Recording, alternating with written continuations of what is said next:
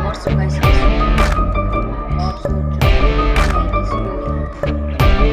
मेरे आईडी में பார்க்க ஓடி ஓடி அலைஞ்சு திரிஞ்சு உடஞ்சு முடிஞ்சு ஆரம்பிச்ச இடத்த தேடி வந்து நிற்குண்டா.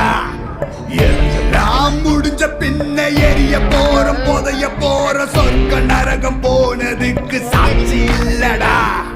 இந்த நொடி இருக்க வாழ்ந்துக்கோ, நேரம் நல்லா இருந்த வாழ்ச்சிக்கோ.